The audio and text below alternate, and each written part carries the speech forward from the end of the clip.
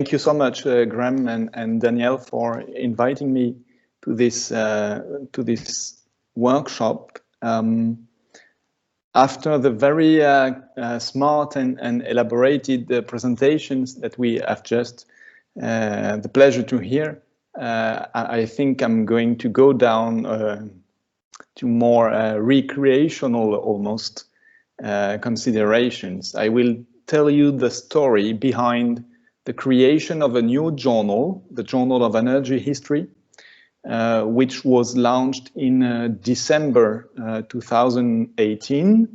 It's an academic journal, online, open access, twice a year, two issues per year, and it is bilingual.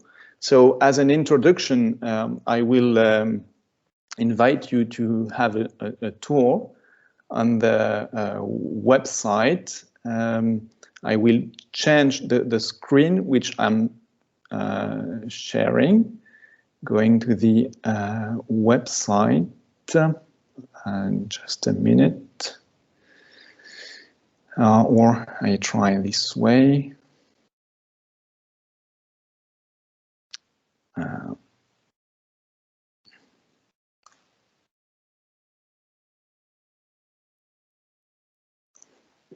Can you see the screen? I guess I can't see you while I am talking, so I hope so. Interrupt me if you are not looking at the energyhistory.eu webpage. So this journal, as I said, is online, digital. It is open access. More precisely, it is in the diamond option, meaning that it is free for the reader to consult, but also free for the author to contribute. There are no APC. So how is this possible is a question.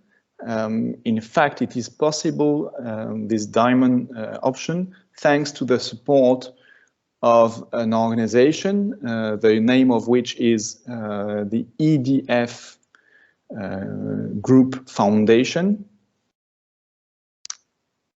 If I go to the presentation, this is something that we say here. GRA, Journal of Energy History, Revue d'Histoire de l'Énergie, is owned by Fondation Groupe EDF. I will come back to this, but let's say that the support comes from the money by the foundation, which is channeled through a committee for the history of electricity and energy. So there is a committee for the history of electricity and energy which receives money from the foundation, and part of this money goes to the publication of a new journal. The ambition of the journal is to, why a journal? Its ambition is to open an editorial space for the global conversation on past societies seen through the lens of energy. The journal is organized in sections. Some are classics like special issues or varia or reviews. Others are maybe more original, like the dialogue or the interpellation sections. If I offer you a view of the dialogue, we have an historian talking with a, here in this case, director and writer of animated film, and we ask them questions to which they respond, and each of them answer back to the other one, if you can follow me.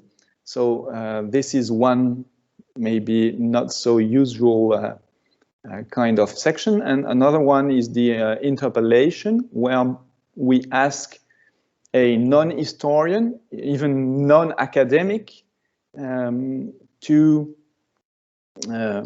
ask questions, to interpel, to ask historians more on some aspects, on some questions, because they think that it's of value today to have more historical knowledge on this or that. So this, in particular, this section highlights one of our other ambitions, which is to embed historical research in current days debates on energy. So we want to make historical research available and visible, but we also want the outer world, in fact, the world, to engage with historians. So to run the journal, and I will finish here the tour, we have two circles, let's say. There is a management board and there is a scientific committee.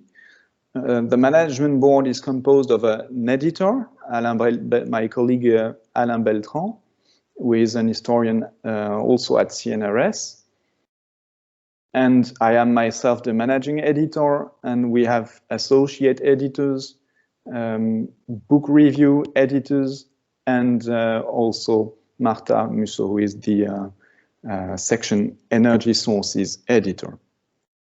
And within the scientific committee, whom we associate to main decisions, and which is a pool of experts, you will find colleagues in France, but many more abroad. So it's a journal based in France, but really with an international scope or ambition. So now, where does the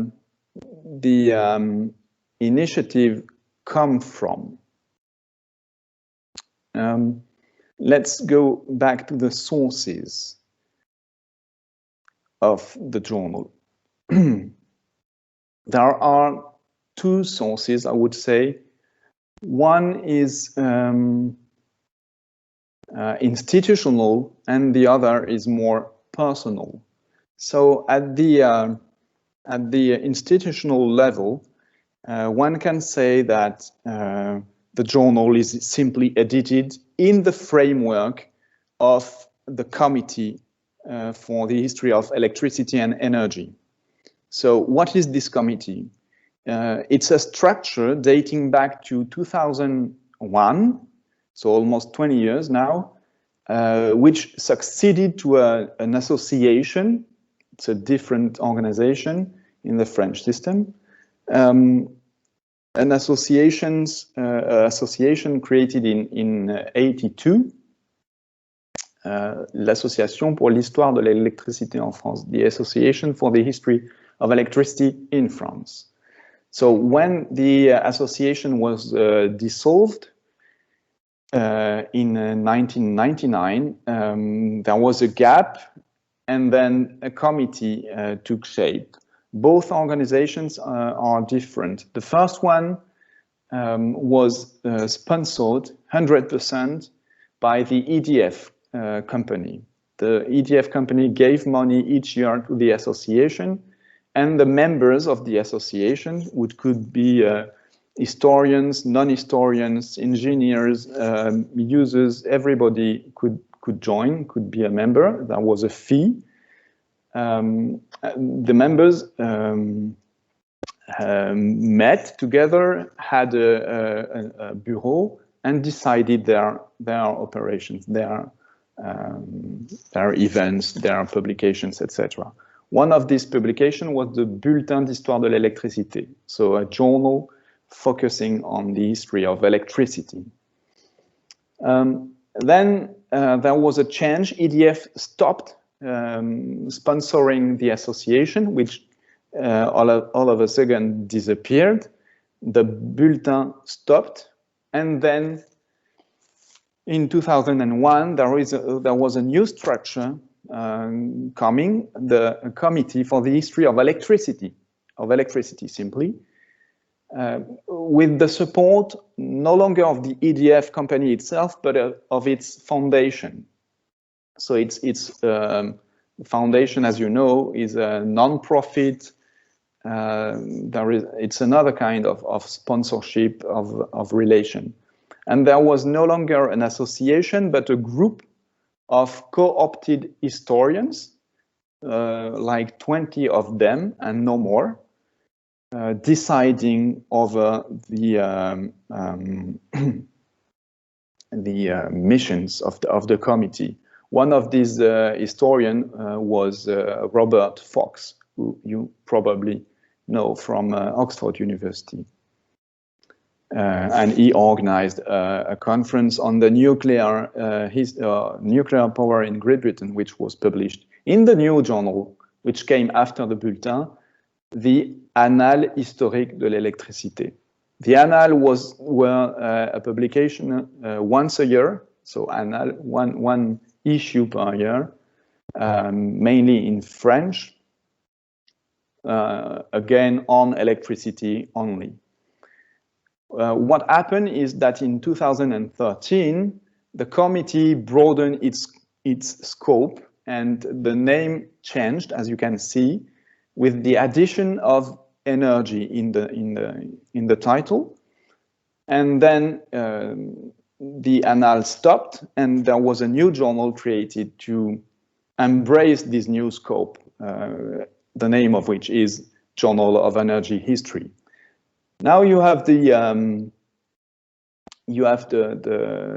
picture, the institutional picture. You know how these journals came out, how it was possible to have this publication, and how they transformed over time. But there is also a more, let's say, personal story behind this. And it goes back to my own role. As Graham said, I'm the founding managing editor. I consider myself formative, if you can say this, in this movement, from the Annales to the new journal. 10 years ago, I was asked to take care of the committee, that is to make the historians meet and decide, and then transform their decisions into actions, so to speak. So I didn't come back then from the history of electricity myself. I was an historian trained in the history of technology and international relations in the field of communication. So I worked a lot on telegraphy, postal services, and I still am very much involved in this field. My last book is on the history of parcel post in France. So not that much connection with electricity and energy. But here is the point. When I arrived in this new framework, new environment, new for me, I was a bit disappointed to see that historians of electricity did not discuss so much with historians of oil, of gas, of what? Of energy. I found that there was something to do, making connections, linking, going through different sectors. And I found it a bit narrow to address only the history of electricity, as if it was separated from other energy sectors. And why I thought in this direction, because there was a comparable move in the field which I came from, the field of communication and transport history. Gijs Mom, an historian from the Netherlands, launched a turn in the history of transport, asking in 2003 what kind of transport history did we get. and he looked at the Journal of Transport History, and his idea was that there was no such thing as a history of transport. There was a history of automobile, a history of railway mainly, history of maritime navigation, etc., but no history of transport. While if you look at the users, a user use an automobile, walk and can go by rail in the same day. So if you turn and look at the users, then transport is something, and mobility is really important and should be addressed as such. Huysmans was very much influenced by a sociologist whose name was John Urey, who founded the as I can see the sociology of mobility from Lancaster. So here is the connection between history and social science, as the panel title invites us to think about. So I came from a field where there was a decompartmentalization, a try to look at the same object but differently. And I very much pushed for this in the context of the committee. And I had in mind the journal that Huysmans founded, the journal Transfers, Interdisciplinary Journal of Mobility Studies. So here is the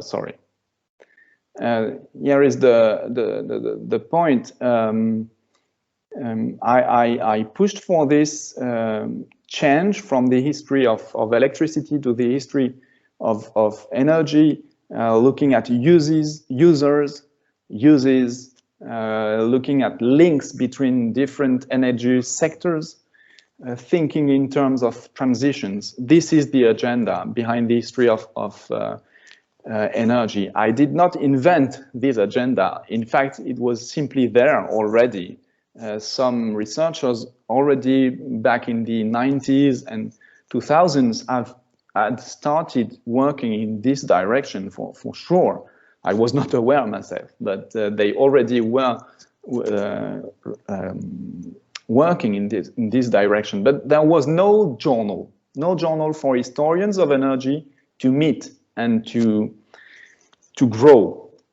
So I pushed for the committee to change its name and then to create a new space, a new editorial space, to invest money no longer in a journal focusing on electricity, but on more a broader agenda on energy. And this happened in 2018. We have now 4 to 5. Next issue will come out soon. The idea is not to create an isolated corner for historians. I know that historians can contribute to social science journals, excellent journals, but they have to conform to this kind of journal, and this kind of journal don't have historical debates as their primary concern. So creating this new space is not a way to isolate, but to nurture and help the community grow.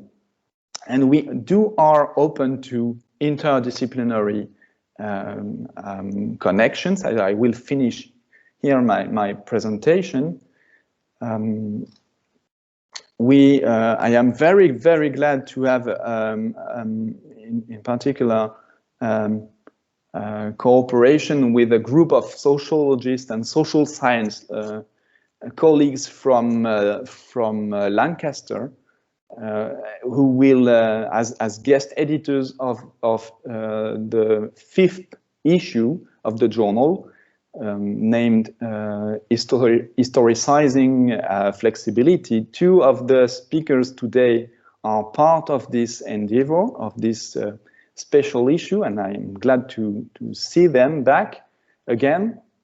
I mean Clarence and Simon, we think that interdisciplinarity can function two ways. So historians should be able to publish in social science journals and to enrich the scope of these journals. But in the other way round, it would be great that social scientists take time seriously and try to conform to history journals, so that there is a true two-way conversation. And this is what I hope for the journal to be the place for. Thank you.